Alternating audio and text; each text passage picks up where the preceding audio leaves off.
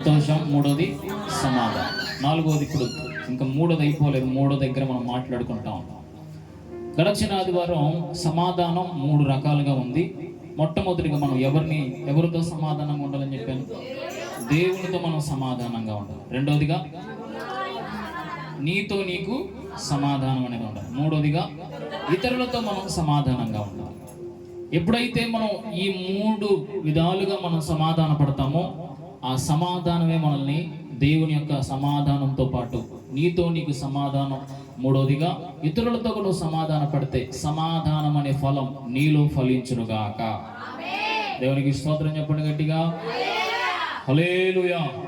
Right, ఈరోజు అదే విధంగా మనం సమాధానం గురించి మనం మాట్లాడుకుంటూ మరి దేవుడితో మనం సమాధాన పడాలి, మనుషులతో మనం సమాధాన పడాలి, అంటే ఇతరులతో మనం సమాధాన పడాలి, నీతో నీకు సమాధాన పడాలి. మరి సమాధానం అనేది మనం ఏ విధంగా పొందుకోవాలి? మనిషికి ప్రతి ఒక్కరింట్లో మంచిగా నాకెళ్ళి చూడండి, వినండి.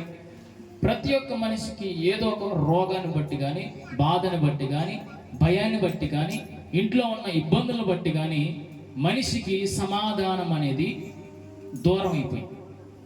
ఎవరింట్లో చూడండి, కొంతమంది కోట్లకు సంపాదించినా వారింట్లో సమాధానం అనేది ఉండదు. అన్నిటికన్నా ఉన్నా కూడా భార్యాభర్తలు ప్రేమగా ఉండలేరు. అన్నిటికన్నా ఉన్నా ఇంట్లో సమాధానం అనేది ఉండదు. డబ్బుతో ఎన్నో కొనుక్కుంటారు, మంచి బెడ్ కొనుక్కుంటారు, మంచి కారు కొనుక్కుంటారు, మంచి ఇల్లు కొనుక్కుంటారు, వారికి అవసరమైనవన్నీ కొనుక్కుంటారు, కానీ వాటి ద్వారా కూడా మనిషికి సమాధానం అనేది లేదు. ఎందుకు ఈ సమాధానం దూరం అయిపోయిందంటే, మొదటిగా వాళ్ళు దేవుడితో సమాధానంగా లేరు. ఎవరు దేవుడితో సమాధానంగా ఉంటారంటే ప్రతిరోజు ప్రార్థన చేసేవారు, ప్రతిరోజు బైబిల్ చదివేవారు దేవుడితో సమాధానంగా ఉంటారు.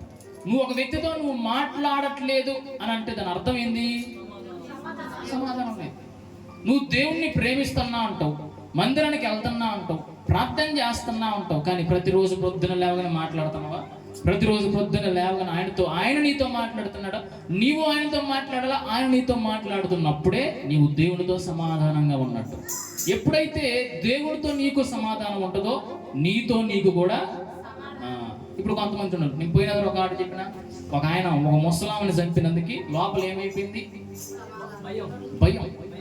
ఎందుకు చంపేసిన అనేది అతనికి ఒక్కడికే తెలుసు, ఊరు ప్రజలకు ఎవరికి కూడా తెలియదు. కానీ ఆయన తన దృష్టిలో ఆయన ఏమనుకుంటున్నాడంటే, నేను చంపేసిన విషయం అందరికీ తెలిసిపోయింది, వామ్మ ఇప్పుడు వాళ్ళందరూ కూడా నా గురించే మాట్లాడుకుంటారు. ఆ భయంతో లోపల ఏం లేదు ఆ వ్యక్తికి, చెప్పాలి సమాధానం లేదు. అంటే అతనికి ఇప్పుడు సమాధానం అనేది లేదు. ఇప్పుడు నువ్వు దేవుడితో సమాధాన పడితే నీతో నీకు కూడా సమాధానం అనేది వస్తుంది. ఆమె చెప్పు. నీతో నీకు సమాధానం ఎప్పుడైతే ఉంటుందో నువ్వు ఇతరులతో కూడా సమాధానంగా ఉంటావు. నువ్వు ఇతరులతో సమాధానం ఉండట్లేదంటే నాతో నాకు సమాధానం లేదు, నాతో నాకు సమాధానం లేదంటే దేవునితో నువ్వు సమాధానం. ఈ మూడే సింపుల్. హల్లెలూయా. ఇప్పుడు ఆ సమాధానం నాకు రావాలంటే నేను ఏం చేయాలి అయ్యగారంటే, నేను నా కుటుంబం సంతోషంతో ఉండాలనుకుంటున్నాం, ఆనందంతో ఉండాలనుకుంటున్నాం. అయ్యో ఎప్పుడు మేమిద్దరం, నా కుటుంబం, నా పిల్లలు అందరూ కూడా నలుగురం సమాధానంగా సంతోషంగా ఇంట్లో హాయిగా నెమ్మదిగా ఉండాలనుకుంటున్నాం. మరి నేనేం చేయాలి అని అంటే ఒక 5 విషయాలు చెప్తాను. ఎన్ని ఎక్కువ చెప్పమంటారా? 5 చాలు. 5 చాలే గారు, ఎక్కువైతే మాకు గుర్తుంటాం. 3 గుర్తుండే, ఎట్లా మీరు గుర్తు చేశారు కాబట్టి గుర్తొచ్చింది. చూడండి, లూకాసు సువార్త 2వ అధ్యాయం.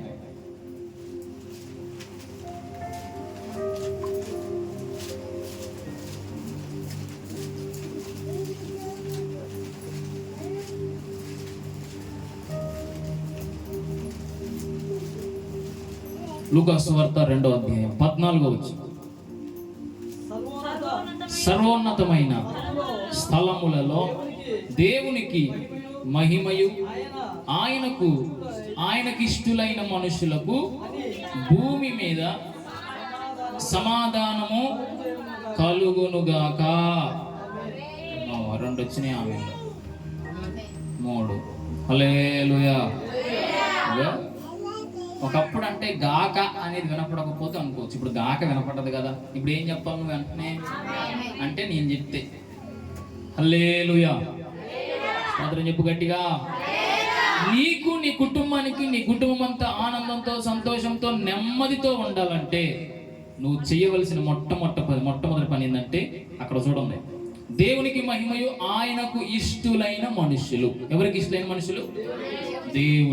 దేవునికి ఇష్టులైన మనుషులకు ఈ భూమి మీద ఏం కలిగిద్దంట? ఇప్పుడు చెప్పండి, ఎవరికి సమాధానం చెప్పాలి? నేను చెప్పండి, మీరే చెప్పేశారు మొదటి పాయింట్. దేవునికి ఇష్టంగా జీవించగలగాలి. దేవునికి ఎప్పుడైతే మనం ఇష్టలుగా ఉంటామో అప్పుడు మనకి ఏమొస్తుంది చెప్పండి అమ్మా? చెప్పండి, మొదటికి ఎవరికి ఇష్టంగా ఉండాలి మనం? అప్పుడు మనకి ఏమొస్తుందంట? సమాధానం వస్తుంది. ఇప్పుడు మనం దేవునికి ఇష్టలుగా మార్చబడాలి. చాలా మంది అమ్మాయిలు ఎక్కువ, ఏం చేస్తారు ఎక్కువ? ఒక అబ్బాయి నన్ను చూడాలని చెప్పేసి జుట్టు మొత్తం కట్టుకుంటుందా? చెప్పండి, నిరబోసుకుంటాం, మొత్తం టైట్ బట్టలు వేస్తాం, లిప్టిక్లు, ఇంకేమైనా టిక్లు ఉంటాయి, ఐబ్రోస్, లిప్స్టిక్లు, మేకప్లు, మామూలు తయారు గారు ఏడ అన్ని పెట్టేసి రోడ్డు మీద నడుచుకుంటా పోతుంది అనుకో. అంటే ఇప్పుడు నేను తప్పనట్లేదులే, కానీ ఒక అమ్మాయి ఆ విధంగా నడుచుకుంటూ వెళ్ళిపోతుంది, అంత మంచిగా నీట్గా తయారైపోయి వెళ్ళిపోతుంది అంటే అమ్మాయిలో ఉన్నది ఏం చెప్పండి? అందరూ అంటే ఒకళ్ళు నన్ను ఇష్టపడే విధంగా తయారవుతాయి, అవునా కదా? ఇంకోటి ఏం చెప్పలా, బైబిల్లోనే ఎస్తేరు గ్రంథంలో ఎస్తేరు రాణిగా ఎంచబడ్డానికి రాజు ఏం చేసిందంటే అందరు అమ్మాయిలు, ఆ దేశంలో అమ్మాయిలందరినీ రాజు తీసుకుని వచ్చాడు. రాజుకు ఆల్రెడీ పెళ్ళైంది, కానీ ఆ అమ్మాయి ఏం చేసిందంటే, రాణి ఏం చేసిందంటే, రాజు మాట వినకపోయేసరికి రాజు రాణిని అతని స్థానంలో నుంచి తీసిపడేసి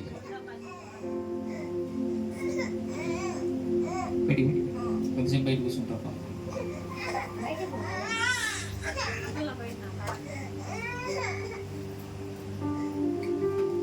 స్తోత్రం చెప్పండి గట్టిగా ఒకసారి. రాజు రాణిని రమ్మంటాడు. ఒకసారి రామ్మ, పెద్దలందరూ వచ్చారు, కూర్చొని పోదుదా అంటే, నేను ఎందుకు రావాలని చెప్పేసి, నా మాటే నా భార్య వినదా అని చెప్పేసి వెంటనే విడాకులు ఇచ్చి నువ్వు నాకు వద్దని చెప్పేసి రాజు పంపించిన తర్వాత, అయ్యా మరి రాణి లేదు, రాణి ప్లేస్లో మరి ఎవరొక అమ్మాయి కావాలి, మన దేశంలో ఉన్న అందమైన అమ్మాయిలందరం తీసుకొస్తాం. ఎవరు అంటారంటే అక్కడ ఉన్న పెద్దలు రాజుతో అంటున్నారు, అందరం తీసుకొస్తాం, వారందరిలో నీకు ఏ అమ్మాయి అయితే నచ్చిందో ఆ అమ్మాయిని రాణిగా చేద్దాం అని చెప్పేసి అందరు అమ్మాయిలు తీసుకొచ్చారు. అందరు అమ్మాయిలు నిలబెట్టేసిన తర్వాత రోజు కొంతమంది అమ్మాయిలు వెళ్ళి రాజు దగ్గర నిలబడాలి, అంతే, తలదించుకొని నిలబడాలి, మంచిగా వారికి ఇష్టమైనట్టు తయారు కావచ్చు, పోయి నిలబడాలి. ఎవరైతే రాజు చూడగానే అందంగా కనబడతారో, రాజుకి ఎవరైతే నచ్చుతారో వారు రాణి. ఇప్పుడు చెప్పండి, ఎట్లా తయారైతే చెప్పండి. ఇక ఒక వ్యక్తి మనల్ని ఇష్టపడాలంటే ఎట్లా తయారైతే చెప్పండి. మొత్తం పైన కింద పెయింట్లే, దీనికి ఒక పెయింట్, దీనికి ఒక పెయింట్, దీనికి ఒక పెయింట్, దీనికి ఒక పెయింట్, దీనికి ఒక పెయింట్, దీనికి ఒక పెయింట్, అన్ని కింద నుంచి పై దాకా ఒక ఇంటికి పెయింట్లు వేసినట్టు మొత్తం పెయింట్లు వేస్తాం, అయిపోద్ది. ఇక రోజు కొంతమంది అమ్మాయిలు వస్తున్నారు రాజు దగ్గర పోయి మీరు మంచిగా నిలబడతారు, వంక టెంకర్లు తిరిగి నిలబడుతుంటే రాజు వెళ్ళిపో అంటున్నారు. ఈ అమ్మాయిలు అందరూ ఫర్ నేను ఎగ్జాంపుల్ చెప్తున్నా, ఒక 100 మంది అమ్మాయిలు ఉన్నారు అనుకోండి, అక్కడ చాలా మంది ఉన్నారు, నేను లెక్క మనకి అక్కడ తెలియదు, కానీ ఒక 100 మంది అమ్మాయిలు ఉంటే ఆ 100 మంది అమ్మాయిల్లో 99 మంది అమ్మాయిలు ఏంటంటే రాజు నన్ను ఇష్టపడాలని చెప్పేసి రాజుకు నచ్చినట్టు తయారవుతున్నారు. 99% మంది అమ్మాయిలు రాజుకు నచ్చినట్టు తయారవుతున్నారు. ముక్కులకి ఏం పెట్టుకోవాలి, చెవులకి ఏం పెట్టుకోవాలి, జుట్టుకి ఏం పెట్టుకోవాలి, డ్రెస్ ఏం వేసుకోవాలి, ఏ విధంగా తయారైతే ఆ మనిషి నన్ను ఇష్టపడతాడు అని చెప్పేసి అందరు అమ్మాయిలేమో రాజుకు నచ్చినట్టు తయారవుతున్నారు. కానీ ఒక్క ఎస్తేరు మాత్రం దేవునికి నచ్చినట్టు తయారైంది. దేవునికి స్తోత్రం చెప్పండి. ఒక్క ఎస్తేరు మాత్రం, పక్కన అమ్మాయిలు ఉంటారు కదా, అందరు అక్కడే పెట్టారు, రాజు దగ్గర ఇంటికి తీసుకొచ్చారు, అందరు అక్కడే పెట్టారు. అందరు అడుగుతున్నారు, ఏంది నువ్వేంది మొహానికి ఏం పూసుకోవట్లే, నేను చూడు లిప్టిక్ నల్ల లిప్టిక్, నువ్వు ఎర్రది, నువ్వు పింక్, నువ్వు బ్లూ, నువ్వు వైట్, అబ్బా సూపర్, నువ్వే డ్రెస్ వేసుకోవడం, నువ్వే లంగావని, నువ్వే చీర, నువ్వే ఫ్రాక్, రకరకాలైన డ్రెస్, రకరకాలైన కలర్లు, అందరు తయారవుతున్నారు. కానీ చేస్తే ఏంది నువ్వేం తింటున్నావు, ఎట్టుంటే నేను రాజు ఇష్టపడ్డావు. నన్ను రాజు ఇష్టపడ్డం కాదు, నా దేవుడు నన్ను ఇష్టపడాలి. హల్లెలూయా. అందరు అమ్మాయిలేమో నన్ను నన్ను ఇష్టపడితే బాగు, రాజు నన్ను ఇష్టపడితే ఎందుకు, రాణి నేను, రాజు భార్యనే కదా, మొత్తం మనమే ఏదేది అని అందరేమో రాజుకు నచ్చినట్టు తయారవుతున్నారు. కానీ రాణి మాత్రం చెప్పాలి దేవునికి నచ్చినట్టు తయారైతే. ఇక అందరూ రెడీ అయ్యారు, రండి రా అని చెప్పేసి ఒక్కొక్కళ్ళు వస్తున్నారు. ఒక్కళ్ళు నచ్చట్లేదు రాజుకి, వెళ్ళిపో. చివరికి ఎస్తేరు వచ్చింది. అసలు ఆమె నిలబడగానే ఏమే రాణి అని చెప్పేసి రాజు. ఎవరికి స్తోత్రం చెప్పండి గట్టిగా. ఇప్పుడు చెప్పండి, ఈమె ఎవరికి ఇష్టపడి తయారైంది? ఎవరు ఇష్టపడాలని తయారైంది? దేవుడు నన్ను ఇష్టపడాలని తయారైంది. దానికి గల కారణం తన తల్లిదండ్రులే చిన్నప్పటి నుంచి, అమ్మా నువ్వు దేవునికి నచ్చినట్టు బ్రతకాలి, దేవునికి ఇష్టమైనట్టు బ్రతకాలి, నీకు నచ్చినట్టు నువ్వు బ్రతకకూడదు, మనుషులు నిన్ను ఇష్టపడేటట్టు నువ్వు బ్రతకూడదు, మనుషులు నిన్ను జాలి చూపించినట్టు నువ్వు బ్రతకూడదు, నువ్వు ఎప్పుడు కూడా దేవుడు నిన్ను ప్రేమించినట్టు నువ్వు బ్రతుకు, నిన్ను తీసుకుపోయి దేవుడు ఉన్నతమైన స్థాయిలో కూర్చోబెడతాడు. హల్లెలూయా. ఇప్పుడు ఎస్తేరు చేసిన పని అదే. నీకు సమాధానం కావాలన్నా నీవు దేవునికి ఇష్టమైనట్టు బ్రతకాలి. నీకు సమాధానం కావాలంటే దేవునికి నచ్చినట్టు నువ్వు బ్రతకాలి. సోదరం చెప్పు గట్టిగా హల్లెలూయా. ఇంకా చూడగలిగితే అదే లూకాసు వార్తలో 16వ అధ్యాయం చూడండి. లూకాసు వార్త 16వ అధ్యాయం 24వ వచనం. లూకాసు వార్త 16వ అధ్యాయం 24వ వచనం. తండ్రి అయిన అబ్రహామా, నాయందు కనికరపడి తన వ్రేలి కొనను నీళ్ళలో ముంచి నా నాలుకను చల్లార్చుటకు లాజరును పంపుము, యాతన పడుచున్నానని కేకలు వేసి చెప్పాను. అందుకు అబ్రాహాము, కుమారుడా, నీవు నీ జీవిత కాలమందు ఎట్లుంది అక్కడ, నీకిష్టమైనట్లు సుఖము అనుభవించితివి, అలాగుననే లాజరు కష్టము అనుభవించినని జ్ఞాపకము చేసుకొనుము. ఇప్పుడైతే వాడు ఇక్కడ నెమ్మది పొందుచున్నాడు, నీవు యాతన పడుచు. నెమ్మది అనే మాటకు ఇంకో అర్థం ఏంటంటే సమాధానం. హల్లెలూయా. ఇప్పుడు లాజరు సమాధానంగా నెమ్మదిగా ఉన్నాడు, అబ్రహాము రొమ్మున అనుకొని. ఎందుకు సమాధానం వచ్చింది ఆయనకి? ఎట్లా బతికిండు భూమి మీద? కష్టపడి. అక్కడ చూడండి, కుమారుడా, నీవు నీ జీవిత కాలం అంతా నీకిష్టమైనట్టు సుఖం అనుభవించావు. ధనవంతుడా, నువ్వు సుఖంగా ఉన్నావు. లాజరు మాత్రం ఎట్లుండు? లాజరు కష్టమును అనుభవించినని జ్ఞాపకం చేసుకో. ఇప్పుడైతే వాడు నెమ్మదిగా ఉన్నాడు, అంటే సమాధానంగా ఉన్నాడు. ఇప్పుడు ఎవరికి సమాధానంగా ఉంది, ఎవరికి కష్టంగా ఉంది? లాజరేమో సమాధానంగా ఉన్నాడు, ధనవంతుడేమో కష్టంగా ఉన్నాడు. మరి ధనవంతుడికి ఎందుకు కష్టం వచ్చింది, లాజరుకి ఎందుకు సమాధానం వచ్చింది? లాజరు భూమి మీద ఉన్నంత కాలం కష్టాన్ని అనుభవించాడు. లాజరు భూమి మీద ఉన్నంత కాలం రోగము చేత బాధపడ్డాడు. సమాధానం అనేది లేదు. కానీ తను జీవించినంత కాలం దేవునికి ఇష్టమైనట్టు బ్రతికాడు. భూమి మీదేమో ధనవంతుడు బ్రతికున్నప్పుడు తనకు నచ్చినట్టు బ్రతికాడు. నీకు నచ్చినట్టు నువ్వు బ్రతికినావు అంటున్నాడు దేవుడు. నీకు నచ్చినట్టు నువ్వు బ్రతికినావు. నీకు ఏది కావాలంటే తిన్నావు. నువ్వు ఎక్కడికి పోవాలనుకుంటే అక్కడ పోయినావు, ఎక్కడికి వెళ్ళాలనుకుంటే అక్కడికి వెళ్ళినావు, ఏది మాట్లాడాలనుకుంటే అది మాట్లాడినావు. కనీసం ఒక మందిరానికి రాలేదు, ఒక ప్రార్థనకి రాలేదు, ఒక సేవకుడు వచ్చినా సేవకుడు సరిగ్గా మాట్లాడలేదు. నీకు నచ్చినట్టు నువ్వు బ్రతికినావు ధనవంతుడా. నువ్వు ఒకరోజు చనిపోయాను, కళ్ళు తెరవగానే పాతాళంలో ఉన్నావు. ఇప్పుడు నేను చేసేది ఏమీ లేదు. కానీ కానీ లాజరు నీ దగ్గరే ఉన్నాడు, నీ ముందే, నీ ఇంటి ముందే ఉన్నాడు లాజరు. లాజరు ఎట్లా ఉన్నాడు? దేవుడు నాకు నచ్చినట్టు బ్రతికిండు భూమి మీద. ఒక సుఖాన్ని కోరుకోలే, ఒక నెమ్మదిని, ఒక సమాధానం, ఒక ప్రేమని, అదేం కోరుకోలే. అయ్యా నీ ఉంటే నాకు చాలు, ఇంక నాకేమీ వద్దు, అక్కర్లేదు అన్నట్టు బ్రతికిండు. ఆయన మరణించిండు, నీవు మరణించును. నువ్వేమో సుఖాన్ని అనుభవించినావు, లాజరేమో కష్టాన్ని అనుభవించాడు. కష్టం అనుభవించిన వాడేమో నెమ్మదిగా ఉన్నాడు, సుఖాన్ని అనుభవించిన వాడు పాతాళంలో ఉన్నాడు. దేవునికి స్తోత్రం చెప్పండి. నీకు సమాధానం, నెమ్మది కావాలంటే నీవు దేవునికి ఇష్టమైన వాడిగా మార్చబడాలి. దేవునికి స్తోత్రం చెప్పండి. దేవునికి నచ్చినట్టు నువ్వు బ్రతకాలి భూమి మీద.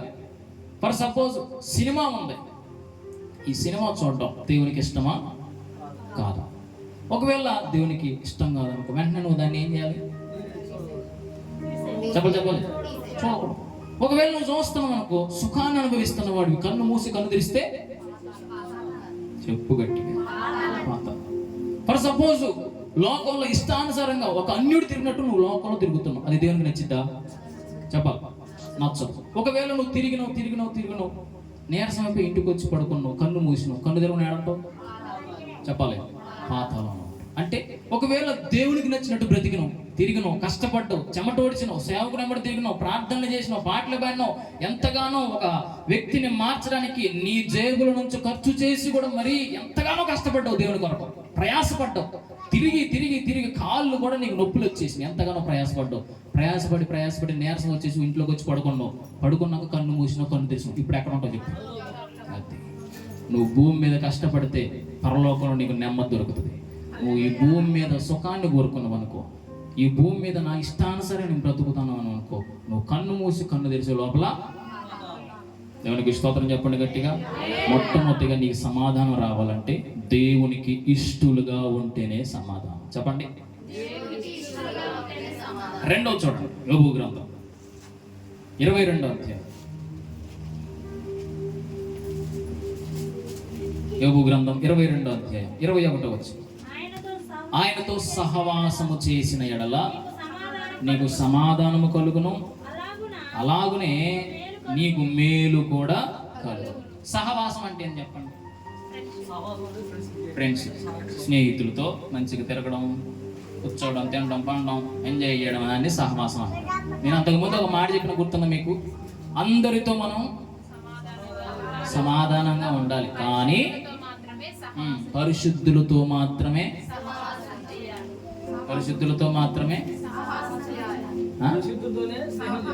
సహవాసం. సమాధానం వేరు, సహవాసం వేరు. నువ్వు సహవాసం ఏమో పరిశుద్ధులతో చేయాలి, సమాధానం మాత్రం అందరితో ఉండాలి. ఫర్ సపోజ్ జాని అన్యుడు 22:21 నాకు చూడండి, మీకు ఎగ్జాంపుల్ చెప్తాను. ఎగ్జాంపుల్ చెప్తే మంచిగా ఇది లోపలికి వెళ్ళిపోతుంది.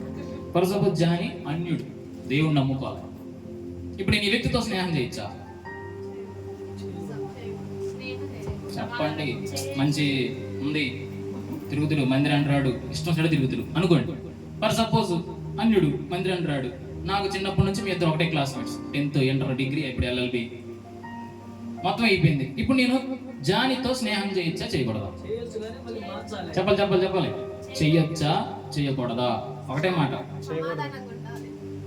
నేను అడిగేది ఏంటి? ఫ్రెండ్షిప్ చెయ్యొచ్చా, చేయకూడదా? చేయకూడదు. కానీ ఏ విధంగా ఉండాలి? సమాధానంగానే ఉండాలి. కానీ దాపదందా, తిరుగుదందా అని మాత్రం ఎట్లా ఉండాలి? ఫ్రెండ్షిప్, హాయ్ బాయ్, తిన్నవా, పడుకున్నావా, పోయినవా, వచ్చినవా, ఇదే పని.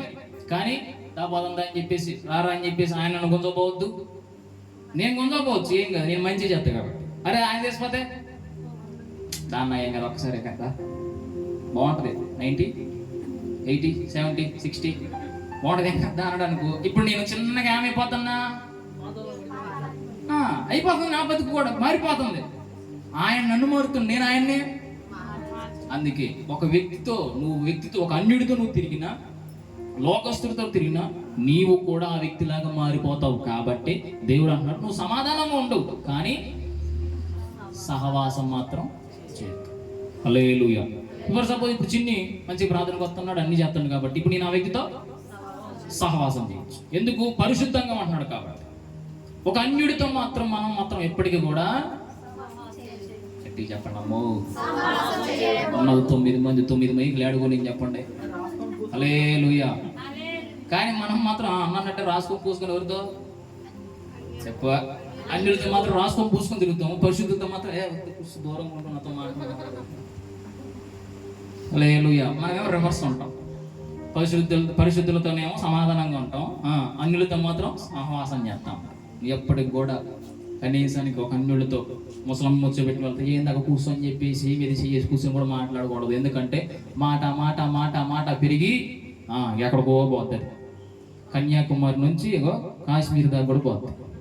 ఎవరికి స్తోత్రం చెప్పండి గట్టి. హల్లెలూయా. ఎంతవరకు మాట్లాడాలో వెంబటనే cut, bye bye, see you, నాకు పని ఉంది. పని లేకపోయినా కూడా పని ఉందని చెప్పి ఏందా పని అంటే ప్రార్థన అయిపోతుంది, వాడు ఇడిచిపెట్టి వెళ్ళిపోతుంది. దేవుడితో నువ్వు సహవాసం చేస్తే దేవుడు అంటున్నాడు, ఇప్పుడు నీకు సమాధానం అనేది ఇస్తా. కొన్ని కుటుంబాలు కదిలిస్తే చాలు, ట్యాంకులు ఫుల్ ఉన్న ట్యాంకులు కదిలిస్తే ఏమైంది? నీళ్ళు మొత్తం అన్నట్టే ఒక వ్యక్తి దగ్గర పోయి మాట్లాడి మనకి ఎమ్మంటే ఎన్ని బాధలు చెప్పేస్తారు, టక్క టక్క అసలు మొత్తనే ఉంటాయి, నీళ్ళు గారుతూనే ఉంటాయి. ఎందుకు? లోపల ఏం లేదు, సమాధానం, నెమ్మది అనేది లేదు. ఇప్పుడు నీకు సమాధానం కావాలి, నువ్వు చేయవలసింది ఏంటి? ప్రతిరోజు నీకు ఎంత పెద్ద ఇంపార్టెంట్ పనున్నా, ఎంత పెద్ద వ్యక్తితో నువ్వు మాట్లాడాలనుకున్నా, వారికంటే పెద్దవాడైన యేసుతో మాట్లాడకుండా నువ్వు ఏ వ్యక్తితో కూడా మాట్లాడద్దు. అబ్రహాం లింకన్ అనే ఒక వ్యక్తి తెలుసా మీకు? చాలా పెద్ద వ్యక్తి, పేరుగాంచినాడు. ఆ వ్యక్తి అంట ప్రతిరోజు ఆ వ్యక్తి దగ్గరికి ఎంతో పెద్ద పెద్ద వాళ్ళు వచ్చేవారు మాట్లాడడానికి. చాలా పెద్దోడు.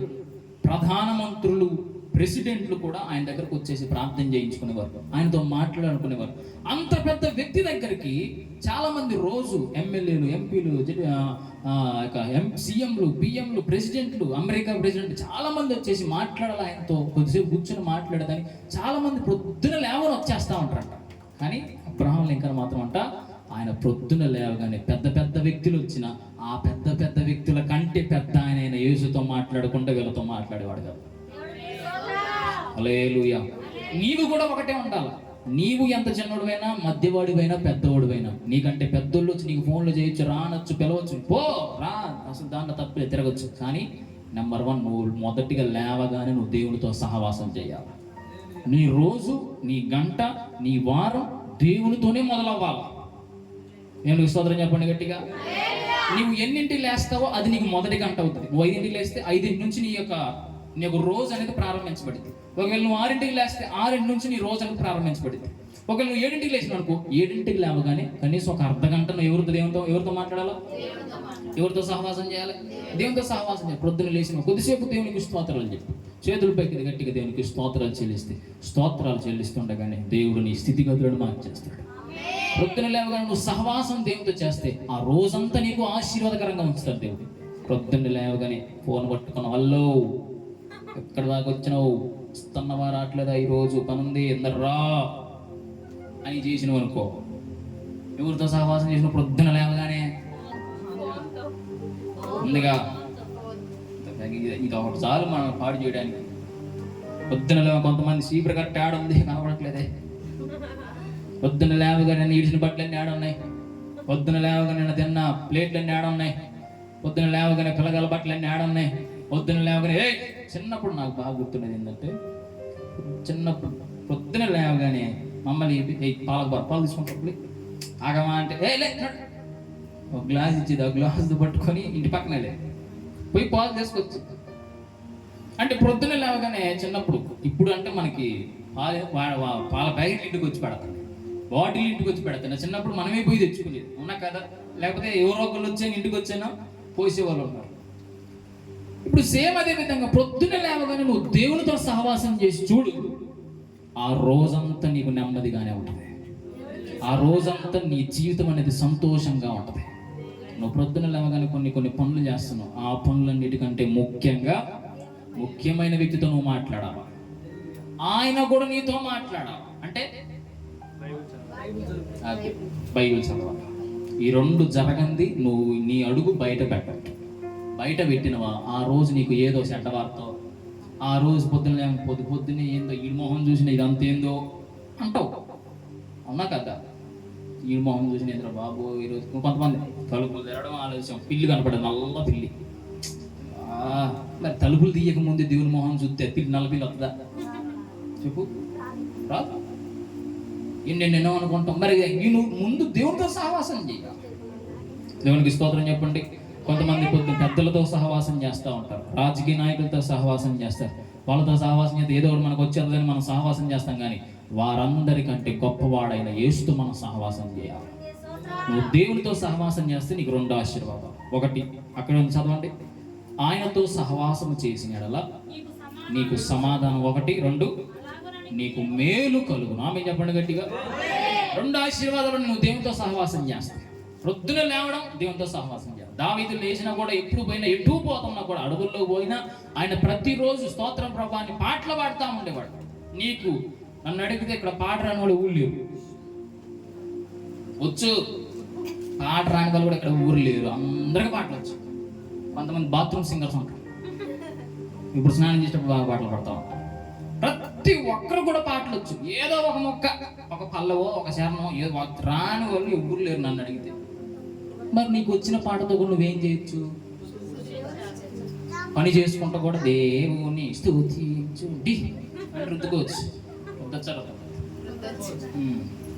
లేకపోతే నేను ఉండాలి అయ్యా, నేను బ్రతకలేను యా అని కూడా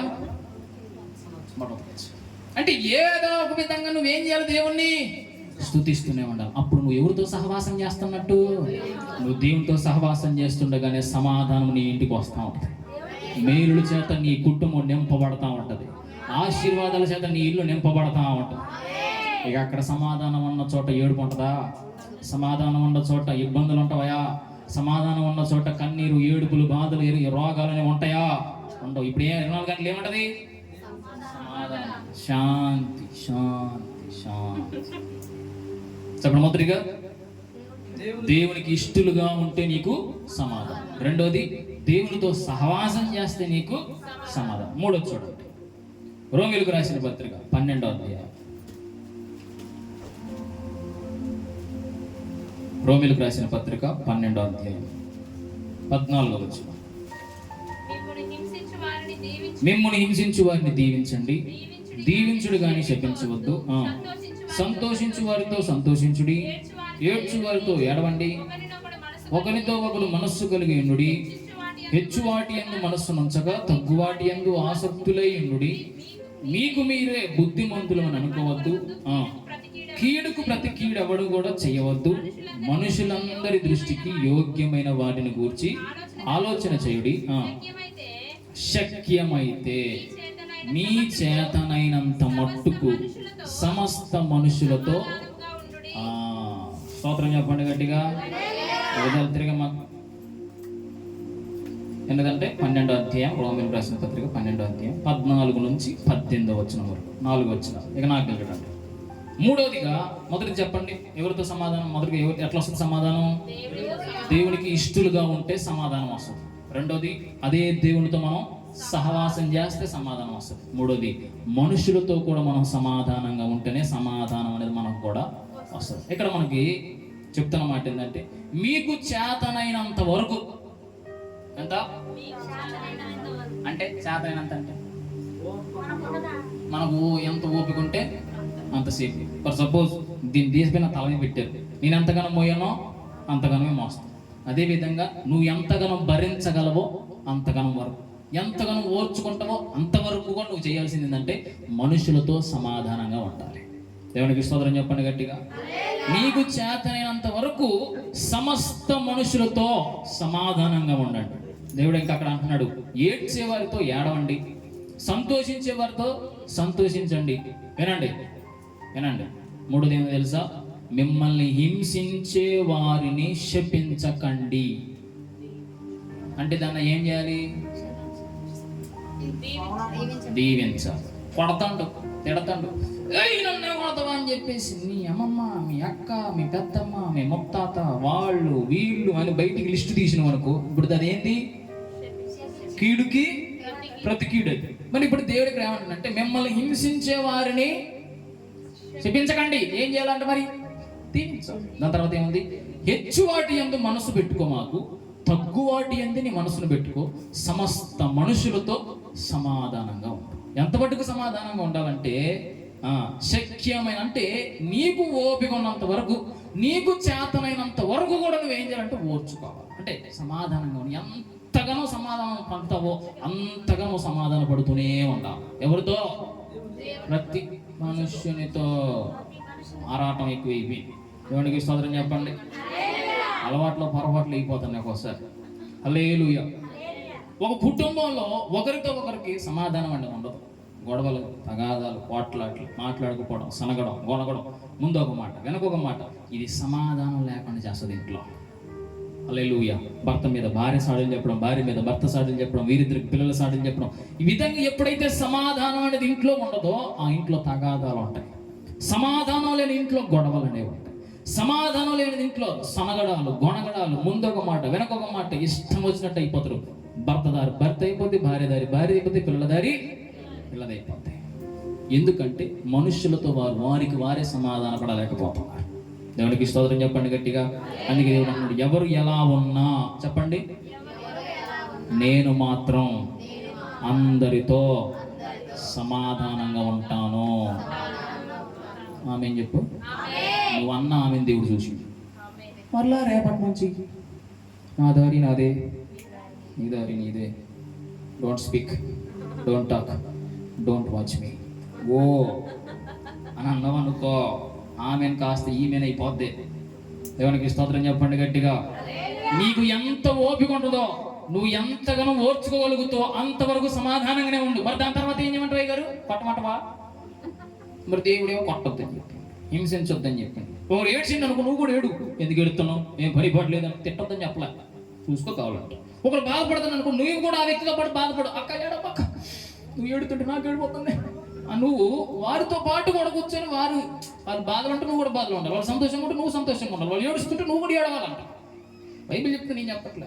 ఒకళ్ళు వాడు ఏడుతున్నాని చెప్పేసి నువ్వు హేళన చేసి నువ్వు ఎట్లుంటది? కోపం మొత్తం ఏడుపు కాస్త కోపం పెరిగి గొడవ పోతుంది. అందుకే దేవుడు అంటాడు, ఏడ్చి వారితో ఏడవండి.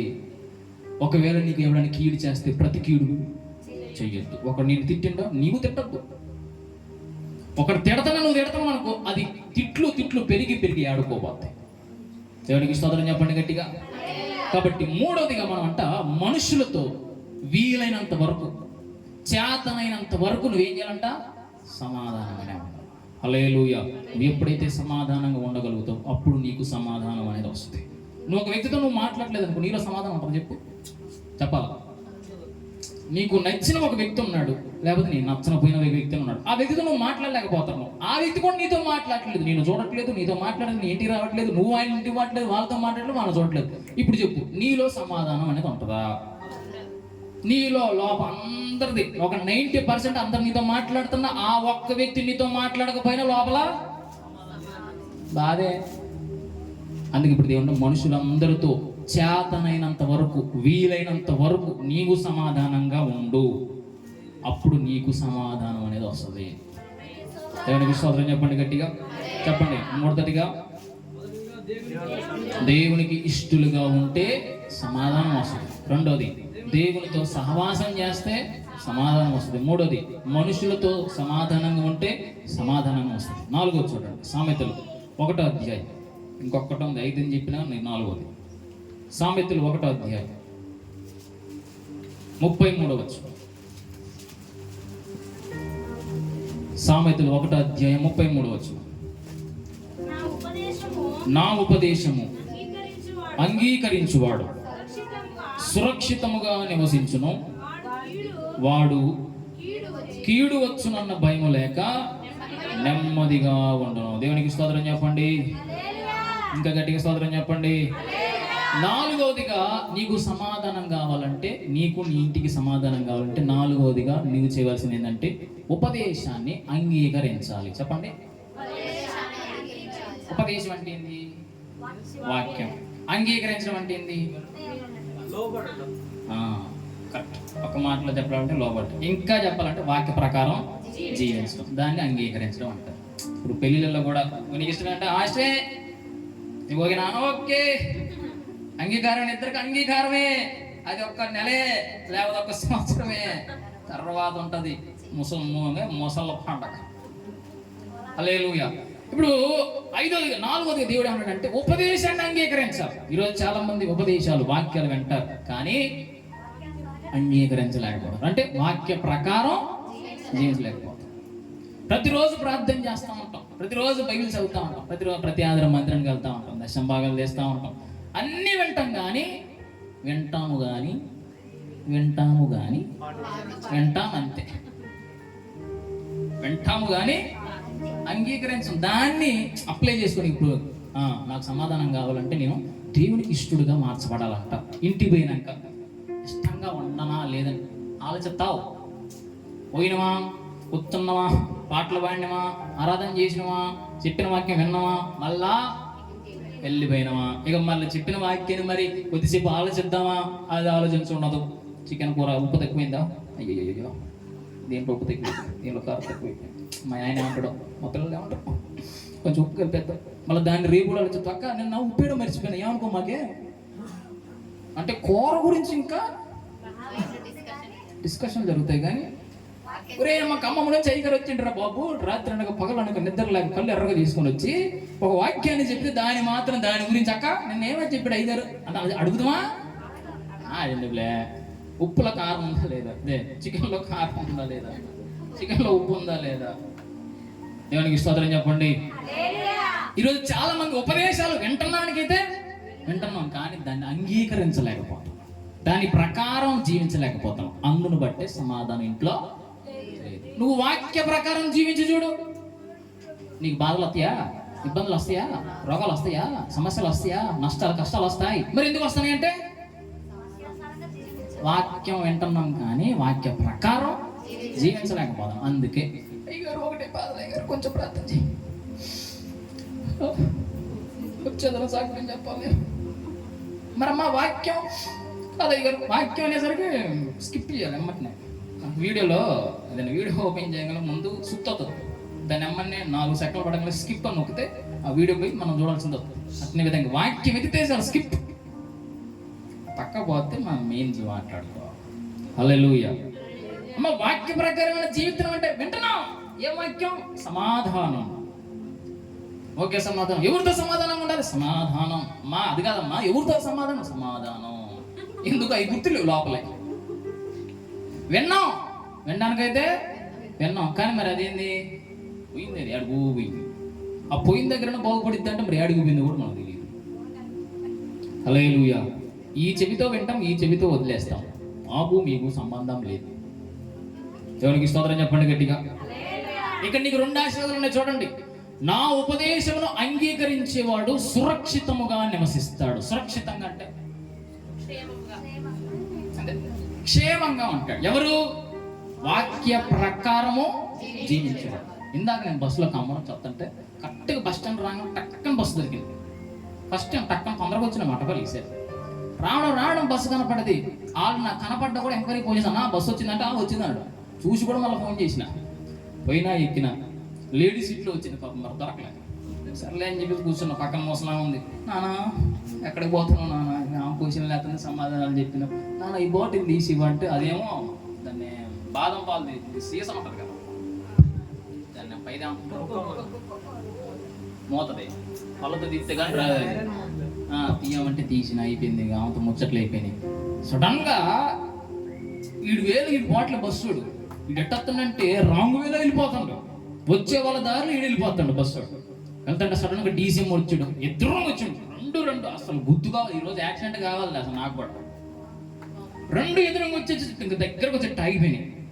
ఇక చూసుకో, వాడు తాగిండా లేక నిద్ర వస్తుందా అని చెప్పేసి బస్సులో వాళ్ళందరూ ఒకటే కావాలి. నాయన ఫస్ట్ టైం తొందర పోదాం అనుకుంటే ఈ రోజు కూడా లేట్ అయిపోతుందా అని నాకు మాత్రం భయం అనిపించట్లేదు అసలు. అందరూ ఏమో అడావుడి చేస్తున్నారు. వెనకోళ్ళందరూ మీరు ముందు కూర్చున్న మాట్లాడలేదు అసలు. పాప వాళ్ళు ఏమంటారు తెలుసా, 70 రూపాయల కోసం వాళ్ళు మాట్లాడలే, సీట్లు పోతాయి అని. కర్మ పాడుగా ఆడేదో అయిపోయింది దానికి. అసలు ఈరోజు 2 బస్సులు, ఆ డీసీఎం బస్సు 2 గుద్దుకోవాలి గట్టిగా. వాడు వచ్చి ఆపేసిండు. ఈడు పెద్ద కట్టింగ్ అని చేయొచ్చుగా, కట్టింగ్ కూడా చెప్పండి దాని దగ్గర తీసుకుని ఆపండి. 2 ఇంకా ఒక మనిషిని బట్టి అంత గ్యాప్లోనే ఆగిపోయింది. పెద్ద యాక్సిడెంట్ మిస్ అయింది ఈరోజు ఖమ్మంలో. హల్లెలూయా. అది మిస్ అయిందా? మరి అప్పుడన్నా సర్లే ఒకసారి అయిపోయింది ఏమో అని అప్పుడే కేకలేస్తున్నారు. ఆఫరా మేము దిగిపోతాం, మేము దిగుతాం, మాకు ఆడలు కానీ టికెట్ ఫ్రీ ఏముంది వాళ్ళది. మరి మోగోళ్ళు మాకంటే 80 రూపాయలు. ఆడలందరూ ఆపు మేము దిగిపోతాం, మాకు ఈ బస్సు తాగిన వారా తాగిపోతాడని. వాడికి ఏం వినపడట్లా. వెనక్కి తిరిగితే స్టీరింగ్ పోతుంది. వెనక్కి తిరిగి పిలుస్తున్నారు, వెనక్కి తిరిగి చూసి అడుగురా అంటున్నారు. మళ్ళా చూడవేరా మాట్లాడవేరా అని వెనక నుంచి వెనక్కి తిరిగితేనే చూసి నడుపు, వెనక వద్దనమేంది. అది మిస్ అయింది. కొంచెం దూరం మళ్ళీ ముదిగొండ యువతలే, ముదిగొండకి ఇంకొంచెం 10 కిలోమీటర్లు ముదిగొండ వద్దాం అనుకుంటా. ఒక బస్సును క్రాస్ చేసేసరికి ఆ బస్సులో మొత్తం పక్కనే పెట్రోల్ బంక్ లో పోతుంది బండి అంతా. ఇక అందరు అరుపులే అందరూ కాపు వచ్చింది. అమ్మా ఇలా అయిపోయింది, ఏంది నాకు కూడా ఫోటో దండపడిద్ది అయిందయ్యా. మట్టపల్లి పోవాలి, ప్రార్థన ఉంది ప్రభావ. లోపల కళ్ళు మూసుకుని మళ్ళీ కళ్ళు మూస్తే ఎంతగానో అందరూ అడవుల్లో ఉండి నిద్ర వస్తుందని మళ్ళీ నన్ను చూసి నన్ను ఏమనుకుంటారో ఇక కళ్ళు తెరిసి దేవునికి ప్రార్థన చేస్తారు. లోపల అయ్యా ఫాదర్ కూర్చున్నారు దాకా క్షేమం తెలుసుకుని దండం పెడతా అని లోపల ప్రార్థన చేస్తాం.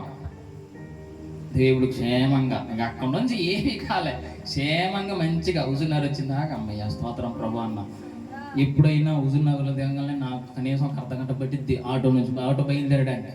పోయిన ఆదివారం ఆటో ఎక్కగానే తలక టోపు మనది, ఎక్కడి నుంచి ఆటో ఎక్కగానే మన కాలు కూడా టోపు మనది. దేవునికి స్తోత్రం. అదేందో పోవడం ఏసు రక్తమే చేయమని కనపడదు ఆటో మీద. స్తోత్రం అయ్యా అన్నా. అన్న ఎక్కడికన్నా మట్టపల్లి చిన్ని తెలుసా? ఓకే వచ్చాయి అంట. అమ్మయ్యా సీటు కూడా దొరికింది ప్రభా. దెబ్బలు తగలకుండా తొందరగా తీసుకొచ్చింది ఇలా ఒక్కరోజు. దేవునికి స్తోత్రం. అంటే ఏంది? ఉపదేశం నాలో ఉంది. ఎందుకు? దేవుడు నన్ను కాపాడతాడు. వింటున్నాం కాదు, విన్నదాన్ని మనం అప్లై చేసుకోవాలి. దేవునికి స్తోత్రం చెప్పండి. అక్కడ ఉంది, నా ఉపదేశాన్ని అంగీకరించేవాడు సురక్షితంగా ఉంటాడు, అంటే క్షేమంగా ఉంటాడు. ఎటు వెళ్ళినా కూడా ఇంటికి క్షేమంగా వస్తావు. నువ్వు వాక్యం వినడం కాదు, వాక్య ప్రకారం ఎప్పుడైతే జీవిస్తావో ఆ వాక్యమే నిన్ను సురక్షితులుగా మార్చింది. ఆ వాక్యమే నిన్ను కాపాడుతూ ఉంటుంది. రెండోది ఏమో తెలుసా? అంగీకరించిన వాడు సురక్షితంగా ఉంటాడు. ఇంకో రెండో ఆశీర్వాదం తెలుసా? కీడు వచ్చుచున్న భయము కూడా వాడికి ఉండదు. అంటే కీడు వస్తుంది అనే భయం కూడా ఉండదంట. ఎందుకు? వాక్యం ఉంది. వాక్యం నన్ను బలపరిచింది, వాక్యం నన్ను ఏ విధంగా కాపాడింది, వాక్యం ద్వారా నేను బలపరచబడతాను, వాక్యం నాకు ధైర్యాన్ని ఇస్తుంది. భయం నన్ను ఏం చేస్తుంది? నువ్వు వాక్యం వింటున్నప్పుడు వాక్యాన్ని గుర్తు పెట్టుకోవాలా. చెప్తున్న మాటలు నీకు గుర్తుంటాయి. ఎవడో తిట్టిన మాటలు నీ లోపల గుర్తుపెట్టుకుంటావు, నిన్ను కొట్టినోడు మాటలు గుర్తుపెట్టుకుంటావు, నేను తిట్టినోడికి గుర్తుపెట్టుకుంటావు. కానీ విలువైన మాటలను ఎప్పుడైతే గుర్తుపెట్టుకోలేకపోతున్నావు అంటే అందుకే నీ ఇంటిలో సమాధానం అనేది గుర్తుపెట్టుకోండి. ఉపదేశాన్ని మనం అంగీకరిస్తే, ఉపదేశ ప్రకారం వాక్య ప్రకారం మనం జీవిస్తే నీకు సమాధానం. ఇంకోటి ఏంటంటే రెండు ఆశీర్వాదాలు. నా ఉపదేశాన్ని అంగీకరించేవాడు సురక్షితంగా ఉంటాడు, అదొక ఆశీర్వాదం. రెండోది, కీడు వస్తున్నా కూడా భయపడ్డట. ఎందుకు? వాక్యం ఉంది. వాక్యం వాగ్దానంతో సమానం. దేవుడు మాటిస్తే తప్పే దేవుడు కాదు, నన్ను తీసపోయే దేవుడు చంపడు అనే ధైర్యం అనేది ఉంటుంది మనిషికి. చెప్పండి. మొదటిగా దేవునికి ఇష్టలుగా ఉండాలి. రెండోది, దేవునితో సహవాసం చేయాలి. మూడోది, మనుషులతో సమాధానంగా ఉండాలి. నాలుగోది, ఉపదేశాన్ని అంగీకరించాలి. చివరికి చూడండి, ఐదోది ఎక్కువైందా?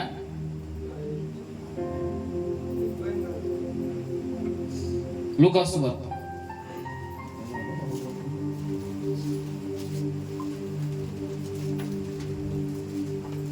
లూకాసు వార్త 7వ అధ్యాయం చివరి వచనం. లూకాసు వార్త 7వ అధ్యాయం చివరి వచనం. అందుకు ఆయన నీ విశ్వాసము నిన్ను రక్షించెను, సమాధానము గల దానివై వెళ్ళుమని ఆ స్త్రీతో చెప్పిండు. మరి ఏ స్త్రీ ఆమె? పాపాత్మురాలైన స్త్రీ. చెప్పండమ్మా. రక్తస్రావం కలిగిన స్త్రీతో కూడా ఏమంటే నీ విశ్వాసమే నిన్ను స్వస్థపరిచిన, సమాధానం గల దానివై. సేమ్ అదే విధంగా యేసు ప్రభు గారు ఒక వ్యక్తి ఇంట్లో మంచిగా భోజనాన్ని కూర్చుంటే ఆ యేసు ప్రభు ఉన్నాడనే సంగతి ఈ స్త్రీకి తెలవగానే, పాపాత్ములైన స్త్రీ ఆయన దగ్గర పోయి ఆయన కాళ్ళ దగ్గర కూర్చేసుకొని ఆయన ఆమెతో పాటు తెచ్చుకున్న ఒక అత్తరు బుడ్డితో ఆయన పాదాల మీద పోసి ఆ పాదాలను కడిగి తన యొక్క జుట్టుతో దాన్ని తూడుస్తుంది. ఆ యొక్క అత్తరు విలువ కొన్ని వేల రూపాయలు అంట. అన్ని వేల రూపాయలు విలువ చేసి అత్తరుని యేసుప్రభు కాళ్ళ మీద పోస్తుంటే యేసుప్రభు శిష్యులు అంటారు, ఏమ్మా నీకేం పని పాటలేదా? అన్ని వేల రూపాయలు వేస్ట్ చేయకపోతే పేదలకు మంచులకు భోజనాలు పెట్టచ్చుగా, అప్పులు తీర్చే వాళ్ళకి ఏదో సహాయం చేయొచ్చు. కానీ శిష్యుడు పాపాత్మురాలైన స్త్రీని తిడతాడు. అప్పుడు యేసుప్రభు శిష్యునితో అంటాడు, ఏమనన్ను ఎంతగానో ప్రేమించింది. ఆ శిష్యునితో అంటాడు, నేను నీ ఇంటికి వస్తే కనీసం కాళ్ళు కొడుకోవడానికి నీళ్ళని ఇచ్చినవా, కాళ్ళు తూడ్చడానికి టవలన్ని ఇచ్చినవా, నన్ను లోపలికి రాని ఆహ్వానించినవా అని యేసుప్రభు శిష్యునితో అంటాడు. ఎప్పుడైతే ఆమె దేవుని యొక్క పాదాల మీద అత్తరు పోసితో దేవుడు అంటున్నాడు, నీవు నన్ను విస్తారముగా నన్ను ప్రేమించావు కాబట్టి నీ విస్తారమైన పాపములు కూడా క్షమించబడినవి. పేర్లోనే ఉంది పాపాత్మురాలైన స్త్రీ. ఒక వ్యభిచారం చేసే స్త్రీ ఏమే. ఎంతగానో పాపం చేత నింపబడి సమాధానం అనేది లేదు. ఒక వ్యక్తి పాపం చేసినా ఆ వ్యక్తిలో ఉండేది ఏంటంటే భయం. ఇప్పుడు ఈ యొక్క స్త్రీలో కూడా భయం మొదలైపోయింది. నేను పాపంతో ఉన్నాను, అందరు నన్ను వ్యభిచారి అంటున్నారు, అందరు నన్ను ఈ మాట అంటున్నారు, నన్ను అందరూ ఆ మాట అంటున్నారు, నా బ్రతుకేంటి ఏమైపోయిందని ఎంతగా ఏడవంగా ఒకరోజు యేసు ఒక పలానా ఇంట్లో అని చెప్పండి, ఇక ఏదైతే సరే ఎవరేమనుకున్నా పర్లేదు, నేను యేసు దగ్గర పోతాను, నా పాపాలను నొప్పేసుకుంటాను వెళ్ళిపోయింది, ఏడుస్తుంది. తను చేసిన పాపం దేవుడికి చెప్పట్లే కానీ ఏడుస్తుంది. ఎప్పుడైతే అత్తరు మొత్తం దేవుని మీద మోసింది, అత్తరు అంటే ఏంది, ఎంతసేపు చెప్పిన ఎంత గ్యాప్ ఎందుకో, అత్తరు అంటే సెంట్, అత్తరు మొత్తం దేవుని యొక్క పాదాల మీద పోసేసి తన జుట్టుతో పాదాలంట కడిగిందంట. అందుకే ఒక పాట మీకు తెలుసా, కన్నీళ్లతో పాదాలు కడిగింది, తన కురులతో పాదాలు తుడిచింది, సువాసన ఇల్లంతా. హల్లెలూయా. ఆ పాట కూడా ఎక్కడి నుంచి రాసింది. ఇప్పుడు చూడండి, ఆమె ఎంతగానో ప్రేమించింది కాబట్టి అన్ని వేల రూపాయలకు విలువైన అత్తర్ని దేవుని మీద పోసేసింది. నువ్వు దేవుణ్ణి ప్రేమిస్తే నీకు సమాధానం కూడా వస్తుంది. నీవు దేవుణ్ణి ప్రేమిస్తే నీ పాపాలు కూడా క్షమించబడతాయి. దేవునికి స్తోత్రం చెప్పండి గట్టిగా. చివరిగా ఆమె చేసింది తెలుసా, పాపములు ఒప్పుకుంటే సమాధానం. చెప్పండి, నీకు సమాధానం కావాలంటే నీ పాపాలు ఏమైపోయి ఉన్నాయో అవన్నీ దేవుని దగ్గర ఒప్పేసుకుని అనుకో, నీలో నుంచి ఏదో బరువు పోయినట్టు ఉంటుంది. నీలో నుంచి ఏదో బాధ, ఏదో ఒక వేదన, కనీసం నిద్ర పట్టనీయకుండా, సరిగా మాట్లాడనీయకుండా, ఏదో ఒక వేదన, ఏదో ఒక భారం, ఏదో ఒక భయం. నువ్వు ఎప్పుడైతే నీవు చేసిన ప్రతి పాపాన్ని దేవుని కాళ్ళు బట్టి కొలుసుకుని నన్ను క్షమించు ప్రభా అడగగలిగితే దేవుడు నీలో ఉన్న భారాన్ని తీసి నీకు సమాధానాన్ని ఇస్తాడు. దేవునికి స్తోత్రం చెప్పండి గట్టిగా. నీకు సమాధానం కావాలంటే నువ్వు దేవుణ్ణి ప్రేమించాలి, పాపాలు కూడా ఒప్పుకోవాలి. అప్పుడు నీకేమొస్తుందంట, సమాధానం వస్తుంది. అందుకే దేవుడు అంటాడు, నీవు విస్తారంగా నన్ను ప్రేమించావు కాబట్టి నీ విస్తారమైన పాపములు కూడా క్షమించబడ్డాయి. ప్రేమించింది కాబట్టి దేవుడు, నువ్వు పాపం చేసినావు కాబట్టి పాపానికి బదులుగా 10,000 రూపాయలు చేసినా నిన్ను క్షమిస్తానట దేవుడు. ఇక ఒక గొర్రె పిల్లని తీసుకొచ్చి బలి చేయి, అప్పుడు నిన్ను క్షమిస్తానట దేవుడు. ఏమన్నాడు, సింపులే, ప్రేమించు నన్ను చాలు, నా దగ్గర రా, నాతో మాట్లాడు, నాతో సహవాసం, అందరితో సమాధానంగా ఉండు, నేను చెప్పింది విను, నన్ను ప్రేమించు చాలు, నీకు నీ కుటుంబానికి సమాధానం ఇస్తా. దానికి స్తోత్రం చెప్పండి గట్టిగా. సింపుల్ చెప్పింది. మొదటికి ఏంది, నన్ను ఇష్టపడు. రెండోది, నాతో సహవాసం చేయి. మూడోది, అందరితో సమాధానంగా ఉండు. ఐదోది చెప్పండి, నేను చెప్పింది ఉపదేశాన్ని అంటే నేను చెప్పింది పాటించు, విను, పాటించు. చివరిగా నా దగ్గరకు వచ్చేసి నన్ను ప్రేమించు, నీ పాపాలు ఒప్పేసుకో, నేను సమాధానం. చూడండి, 5 మాటలు ఎంత సింపుల్గా ఉన్నాయి. ఈ 5 నువ్వు ప్రతిరోజు నువ్వు గుర్తుంచుకో. అయ్యా, నా ఇంట్లో నాకు నా భర్తకి సమాధానం లేదు, నాకు నా పిల్లలకి సమాధానం లేదు, ఎప్పుడు గొడవలు అవుతాం, ఎప్పుడు తగాదాలు అయిపోతాం, మేము మాట్లాడుకోలేకపోతున్నాం, కలిసి ఉండలేకపోతున్నాం. ఎంతగానో సాతాను నా కుటుంబాన్ని, నా పిల్లల్ని శోధిస్తున్నాడు. ఇక నుంచి నేను నిన్ను ఇష్టపడుతున్నాను, నీతో సహవాసం చేస్తాను, అందరితో సమాధానంగా ఉంటాను. 4వది, అయ్యగారు చెప్పే వాక్యం నీవే మాట్లాడుతున్నావు కాబట్టి నీ మాట వింటాను, నీ మాట ప్రకారం జీవిస్తాను. చివరిగా, నా పాపములను ఒప్పుకుంటున్నాను, నేను ప్రేమిస్తున్నాను, నా పాపములు ఒప్పుకుంటున్నాను, నాకు, నా కుటుంబానికి, నా ఇల్లందరికీ సమాధానము కావాలి అని ప్రార్థన చేయి. ఇక ప్రతిరోజు నీకు దేవుడు నెమ్మదినిచ్చునుగాక, సమాధానాన్ని ఇచ్చునుగాక. హల్లెలూయా. చెప్పండి, గుర్తుంటుందా? ఆత్మఫలాల్లో మొదటిది ప్రేమ, రెండోది సంతోషం, మూడోది సమాధానం. మొదటిగా ఎవరితో సమాధానంగా ఉండాలి? దేవుడితో. రెండోది, నీకు సమాధానం ఉండాలి. మూడోది, ఇతరులతో సమాధానం. ఈ సమాధానం నీకు కావాలంటే నువ్వేం చేయాలి? మొదటిగా